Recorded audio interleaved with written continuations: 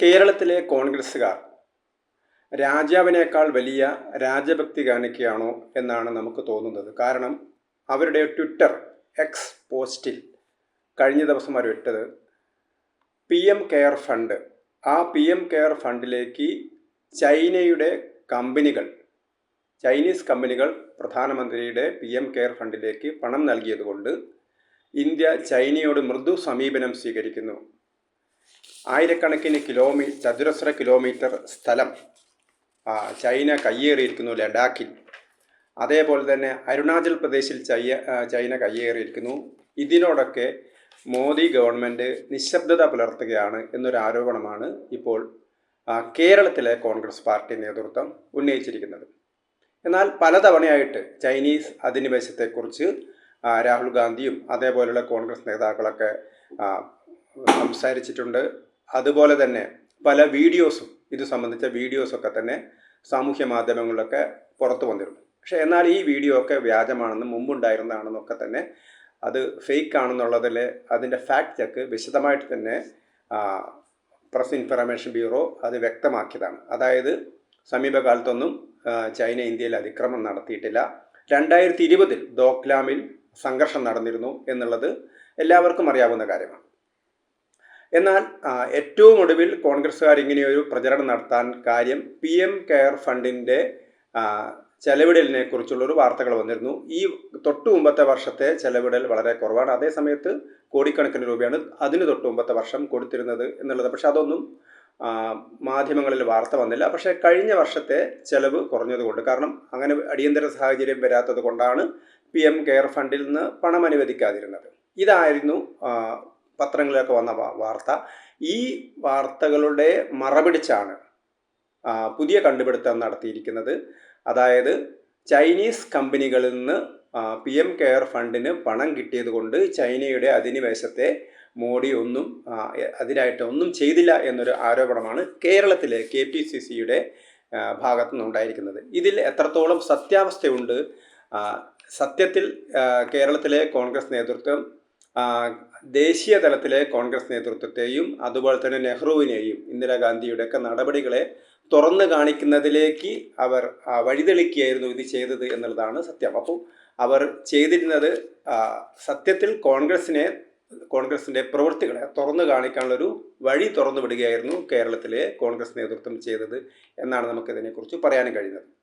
4067 ചതുരശ്ര കിലോമീറ്റർ സ്ഥലം ലഡാക്കിൽ കയ്യേറി എന്നുള്ളതാണ് ഒരു ആരോപണം.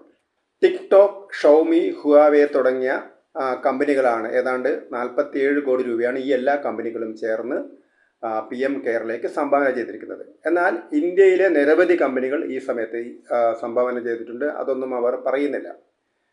ഇത് കോവിഡ് കാലത്താണ് ഇങ്ങനെയൊരു കമ്പനി തുടങ്ങിയത് തന്നെ. ഇതിൻ്റെ മറ്റൊരു വശം, ഈ ഫണ്ട് സ്വീകരിക്കുന്നത് 2020 മാർച്ച് ഏപ്രിൽ മാസത്തിലാണ്. എന്നാൽ ജൂൺ മാസത്തിൽ തന്നെ ഇതിൽ ഒരു കമ്പനിയെ കേന്ദ്ര സർക്കാർ നിരോധിച്ചിട്ടുണ്ട്. മറ്റൊരു കമ്പനിയെ 5Gയുടെ പ്രൊഡക്ഷനിൽ അവർ ഉൾപ്പെടുത്തിയേ ഇല്ല. കാരണം ഇവരുടെ ഈ ചൈനീസ് കമ്പനികൾ എന്താണ് ചെയ്തത്? സംഭാവന ചെയ്ത ഇതേ കമ്പനികൾ തന്നെ ഇന്ത്യയിലെ ഉപഭോക്താക്കളിൽ നിന്ന് വിവരങ്ങൾ ചോർത്തി ചൈനയിലേക്ക് നൽകുന്നു എന്ന ആരോപണം ഉയർന്നതിനെ തുടർന്നാണ് അതിശക്തമായ നടപടി കേന്ദ്ര സർക്കാർ സ്വീകരിച്ചത്. അപ്പോൾ ഇതോടുകൂടി ഈ ആരോപണത്തിൻ്റെ മുന ഒടിയുകയാണ് ചെയ്യുന്നത്. പിന്നെ PM കെയർ ഫണ്ട് എന്ന് പറയുന്നതിലേക്ക് നിരവധി കമ്പനികൾ സംഭാവന ചെയ്യുന്നുണ്ട്. അപ്പോൾ ഈ കമ്പനി സംഭാവന നൽകിയിട്ടുണ്ടെങ്കിൽ പോലും അവർക്കെതിരെ നടപടിയെടുക്കുന്നതിൽ യാതൊരു വിട്ടുവീഴ്ചയും കേന്ദ്ര സർക്കാർ ചെയ്തില്ല എന്നുള്ളതാണ്. അതെല്ലാവർക്കും അറിയാവുന്നതാണ്. പക്ഷേ കേരളത്തിലെ കോൺഗ്രസ് നേതൃത്വം BJPക്കും കേന്ദ്ര സർക്കാരിനെതിരെ വിമർശനം നടത്താൻ വേണ്ടി മാത്രം ഇങ്ങനൊരു ആരോപണം ഉന്നയിക്കുകയായിരുന്നു ചെയ്തിരുന്നത്. പക്ഷേ യഥാർത്ഥത്തിൽ കോൺഗ്രസ് നേതൃത്വം എന്താണ് ചൈനയുമായുള്ള തങ്ങളുടെ നിലപാട്, അതിൽ ചരിത്രപരമായിട്ട് എന്തൊക്കെ മണ്ടത്തരമാണ് അവർ കാണിച്ചിരിക്കുന്നത് എന്നുള്ളത് കൂടി നമ്മൾ മനസ്സിലാക്കേണ്ടിയിരിക്കുന്നു. കാരണം 1962 ചൈന ഇന്ത്യയെ ആക്രമിക്കുന്നത്. ഏതാണ്ട് 40,000-ലധികം 45,000-ഓളം ചതുരശ്ര കിലോമീറ്റർ സ്ഥലമാണ് ചൈന അന്ന് കയ്യേറിയത്. ആ സമയത്ത് അതായത് 62-ന് തൊട്ട് മുമ്പ് 2 വർഷം മുമ്പ് തോറാട്ട് എന്ന് പറയുന്ന ലഫ്റ്റനന്റ് ജനറൽ അദ്ദേഹം VK കൃഷ്ണമേനോനെയും ജവഹർലാൽ നെഹ്റുവിനെയും ചൈനീസ് ആക്രമണത്തെക്കുറിച്ച് വ്യക്തമായിട്ട് ധരിപ്പിച്ചിരുന്നു. പക്ഷേ കേന്ദ്ര സർക്കാർ ഗൗരവമായ നടപടികളൊന്നും സ്വീകരിച്ചില്ല. നെഹ്റു ഒരു തണുപ്പൻ നിലപാട് സ്വീകരിച്ചത് കൊണ്ടാണ് ചൈനീസ് ആക്രമണം ഉണ്ടായത്. അതുപോലെ തന്നെ തൊട്ടു മുമ്പ് UN സുരക്ഷാ സമിതിയിൽ ചൈനയ്ക്ക് പകരം ഇന്ത്യക്ക് അംഗത്വം നൽകാമെന്ന് US-ഉം സോവിയറ്റ് യൂണിയനും ആവശ്യപ്പെട്ടിരുന്നെങ്കിലും ഇന്ത്യയുടെ നേതൃത്വം അത് നിരാകരിക്കുകയായിരുന്നു ചെയ്തിരുന്നത്. കാരണം ചൈനയെ വിശ്വാസത്തിലെടുക്കുകയായിരുന്നു ജവഹർലാൽ നെഹ്റു ചെയ്തത്. ചൈന നമ്മളെ ആക്രമിക്കുമെന്ന് ഒരിക്കലും നെഹ്റുവിന് വിശ്വാസം ഉണ്ടായിരുന്നില്ല എന്നുള്ളതാണ് കാര്യം. പക്ഷേ ചൈന നമ്മളെ ആക്രമിച്ചു. ഏതാണ്ട് ആ യുദ്ധത്തിൽ നമുക്ക് നഷ്ടപ്പെട്ടത് 3250 ഭടന്മാരെയാണ് നമുക്ക് ആ യുദ്ധത്തിൽ നഷ്ടപ്പെട്ടത്. 43,000 ചതുരശ്ര കിലോമീറ്റർ സ്ഥലമാണ് ചൈന കയ്യേറിയത്. അപ്പോൾ ഇതാണ് കോൺഗ്രസ് നേതൃത്വം അല്ലെങ്കിൽ ഇന്ത്യയിലെ അന്നത്തെ ഭരണ നേതൃത്വം ചൈനീസ് അതിക്രമത്തോട് കാണിച്ചത് ഒരു ദുർബലമായ നിലപാടുകളായിരുന്നു. അതിശക്തമായിട്ട് നേരത്തെ തന്നെ ആ വിവരങ്ങൾ കിട്ടിയ സമയത്ത് തന്നെ ജാഗരൂകരായി പ്രവർത്തിച്ചിരുന്നെങ്കിൽ നമുക്ക് ചൈനയ്ക്കെതിരായ നിലപാട് സ്വീകരിക്കാൻ കഴിയുമായിരുന്നു. ഇതേ രാഹുൽ ഗാന്ധി തന്നെ ഇപ്പോൾ BJPക്കെതിരെ ആരോപണം ഉന്നയിക്കുന്ന രാഹുൽ ഗാന്ധിനെ കേംബ്രിഡ്ജിലൊക്കെ പോയിട്ട് ചൈനയെ പുകഴ്ത്തുകയും ഇന്ത്യയെ അപഹസിച്ച് സംസാരിക്കുകയാണ് ചെയ്തത്. അതേപോലെ തന്നെ കോൺഗ്രസ് UPA ഭരണം നടക്കുന്ന സമയത്ത് നമുക്കറിയാം ഇപ്പോൾ തന്നെ ആരോപണം ഉന്നയിക്കുന്നുണ്ട്, ഇന്ത്യൻ കമ്മ്യൂണിസ്റ്റ് പാർട്ടിയുമായി നല്ല ബന്ധമുള്ള എന്ന ആരോപണം ഉന്നയിക്കുന്നുണ്ട്. അല്ലെങ്കിൽ ചൈനീസ് കമ്മ്യൂണിസ്റ്റ് പാർട്ടിയുടെ പിന്തുണയുള്ള കമ്പനികൾ എന്നവർ ആരോപണം ഉന്നയിക്കുന്നുണ്ട്. സത്യത്തിൽ ഇന്ത്യൻ കമ്മ്യൂണിസ്റ്റ് പാർട്ടിക്ക് മാത്രമല്ല ഇന്ത്യയിലെ കോൺഗ്രസിനും രാഹുൽ ഗാന്ധിക്കൊക്കെ തന്നെ ചൈനീസ് കമ്മ്യൂണിസ്റ്റ് പാർട്ടിയുമായിട്ട് ബന്ധമുണ്ട് എന്നുള്ളതിൻ്റെ നിരവധി തെളിവുകൾ പുറത്തു വന്നിട്ടുണ്ട്. അതൊന്നും അവർക്ക് നിഷേധിക്കാൻ കഴിയുകയുമില്ല എന്നുള്ളതാണ് വാസ്തവം. അതെന്തൊക്കെയാണ് നമുക്ക് ഓരോന്നായിട്ട് പരിശോധിച്ച് നോക്കാം. രാജീവ് ഗാന്ധി ഫൗണ്ടേഷൻ RGF എന്നൊരു ട്രസ്റ്റ് ഉണ്ട്. അതൊരു സ്വകാര്യ ട്രസ്റ്റാണ്.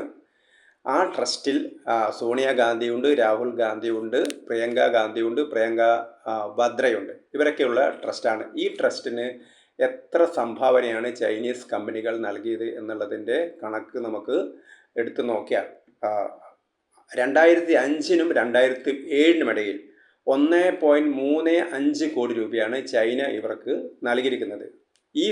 ഇപ്പോൾ കോൺഗ്രസ് ആരോപണം ഉന്നയിക്കുന്നത് PM കെയർ ഫണ്ടിന് CAG ഓഡിറ്റ് ഇല്ല എന്നുള്ള കാര്യമാണ്. നേരത്തെ തന്നെ പ്രധാനമന്ത്രിയുടെ പേരിൽ 1948-ൽ ഫണ്ട് രൂപീകരിച്ചിരുന്നു, ട്രസ്റ്റ് രൂപീകരിച്ചിരുന്നു. ആ ട്രസ്റ്റും ഒരു സ്വകാര്യ ട്രസ്റ്റായിട്ട് തന്നെയാണ് രൂപീകരിച്ചത്. പക്ഷേ ഇതിനെ പൂർണ്ണമായും സ്വകാര്യ ട്രസ്റ്റ് എന്ന് പറയാൻ പറ്റില്ല. കാരണം ഇത് പ്രധാനമന്ത്രിയാണ് ഇതിൻ്റെ ചെയർമാൻ.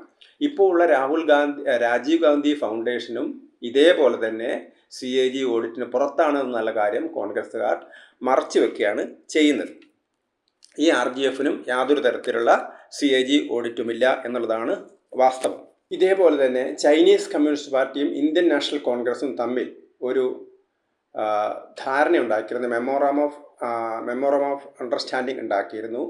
ഇത് പ്രകാരം രണ്ട് പാർട്ടികളും പരസ്പരം ഇൻഫർമേഷൻ കൈമാറും, കമ്മ്യൂണിക്കേഷൻ നടത്താമെന്നുള്ളൊരു ധാരണ രണ്ട് പാർട്ടികളും ഉണ്ടാക്കിയിരുന്നു. ഇത് സാധാരണഗതിയിൽ രാജ്യത്തെ രാഷ്ട്രീയ പാർട്ടികൾ മറ്റ് രാജ്യത്തെ രാഷ്ട്രീയ പാർട്ടികളായിട്ട് മെമ്മോറണ്ടം ഓഫ് അണ്ടർസ്റ്റാൻഡിംഗ് ഉണ്ടാക്കാറില്ല എന്നുള്ളതാണ് പൊതുവെയുള്ളൊരു നിലപാട്. പക്ഷേ അതിന് വിരുദ്ധമായിട്ടാണ് ഇവർ ചെയ്തിരിക്കുന്നത്. പിന്നെ പലതവണ രാഹുൽ ഗാന്ധിയും സോണിയാഗാന്ധിയൊക്കെ ചൈനീസ് പാർട്ടി നേതാക്കളായിട്ട് ചർച്ച നടത്തിയിട്ടുണ്ട്. ആദ്യം അവരൊക്കെ അത് നിഷേധിക്കുകയാണ് ചെയ്തിരുന്നത്. പിന്നീട് അവർ സമ്മതിക്കുകയും ചെയ്തു. പലപ്പോഴും സംബന്ധിച്ചത് ചൈനീസ് കമ്മ്യൂണിസ്റ്റ് പാർട്ടി ഈ വിവരം പുറത്തു പറഞ്ഞതുകൊണ്ട് മാത്രം ഇന്ത്യയിലെ കോൺഗ്രസ് നേതൃത്വം ആദ്യം അത് നിഷേധിക്കുകയും പിന്നീട് അവരത് സമ്മതിക്കുകയും ചെയ്യുന്നത്. അല്ലെങ്കിൽ ആദ്യം അവർ ഒളിച്ചു വെക്കുന്നു, പിന്നീട് അവർ സമ്മതിക്കുകയും ചെയ്യുകയായിരുന്നു ചെയ്തിരുന്നത്. എന്തുകൊണ്ടാണ് ചൈനീസ് കമ്മ്യൂണിസ്റ്റ് പാർട്ടിയുമായിട്ട് തങ്ങൾ ചർച്ച നടത്തി എന്ന കാര്യം അവരാദ്യം നിഷേധിച്ചത് അല്ലെങ്കിൽ ആദ്യം വെളിപ്പെടുത്താതിരുന്നത്, പിന്നീട് ചൈനീസ് കമ്മ്യൂണിസ്റ്റ് പാർട്ടി ഇക്കാര്യം പുറത്തു വന്നതുകൊണ്ട് മാത്രം സമ്മതിച്ചെന്നുള്ള കാര്യത്തെക്കുറിച്ച് പോലും ഇതുവരെ ആരും വ്യക്തമായ മറുപടി തന്നിട്ടില്ല. അപ്പോൾ അതുകൊണ്ട് തന്നെ കേരളത്തിലെ കോൺഗ്രസ് നേതൃത്വം ചെയ്തിരിക്കുന്നത്